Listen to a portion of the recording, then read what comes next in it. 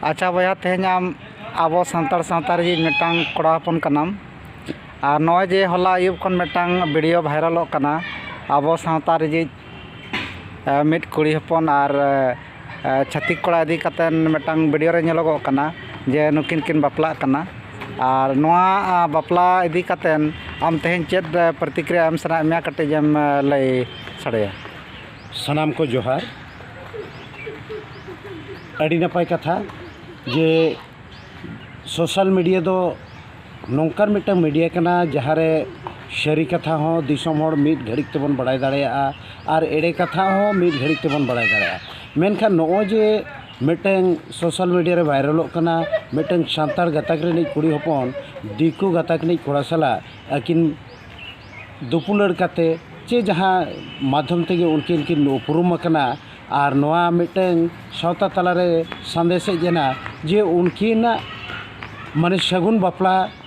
सारभारो लगी मेनखान नोडे मा मांग तीन मेना नोआ जहाँ गे वीडियो वायरल कान जहाँ गे कथा लीक आउट कान नोआ दो ना सान्ताड़ सावता रेना दो बांग कना सान्ताड़ सावता साला दो नोआ रेना दो सगई दो बनु अना हे निने दो मनाव गानोआ जे आदिवासी गाताक रे कुड़ी गिद्रे कना मेनखान निने दो कथा कथा ते बड़ायना उनकुआ अतु धबी माझी बाबा साला हो गपालमाराव हुईना उनी नोआ कथाय लई केदा जे नुकु दो सान्ताड़ गाताक रिन दो को बांग कना नुकु दो माहले गाताक रिन कना को मेनखान आदिवासी कना को और नुकु दो अतु दिसम खन नुकु दो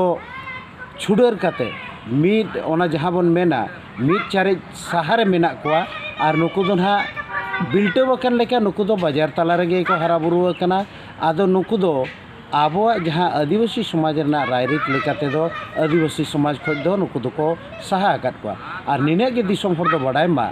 जे सोशल मीडिया दो अड़ी लेकान नापाय हो को वायरला और बड़ीजा हो को वायरला तो बाकी निने गे नेहर दो जे आबो गाताक्रीन कुड़ी गिद्रे हुयु कोड़ा गिद्रे हुयु एगात आपात कोठेन निने नेहर ताहेन कना जे कुड़ी गिद्रे कोड़ा गिद्रे आबो नापाय शिखनत लगिते डॉक्टर इंजीनियर एमान तीन पढ़ाव लगिते बाहरे को चला कना निने आबो हो एज ए गार्जियन आबो हो मिटन दैके कना जे उनी चेदे चिकैया ओका लेकान कुड़ी गिद्रे साला फेसबुक रे किन रपोड़ कना ओका लेकान कोड़ा गिद्रे साला नोआ फेसबुक रे किन रपोड़ कना निया को दो नितोगा जुग रे दो माने उनको ठेन हो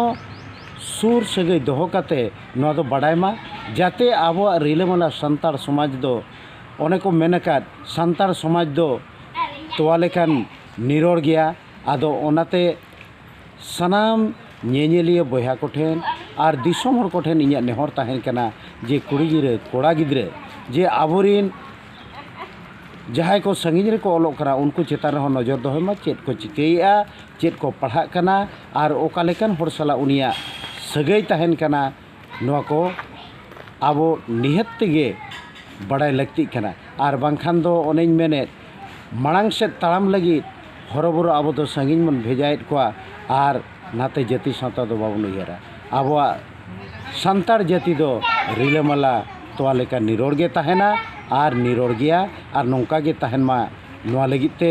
आबोरिन मारांग बुरु जाहेर आयो होñ मेता किना जे सान्ताड़ सावता बुगी हरते मा सनाम को जोहार।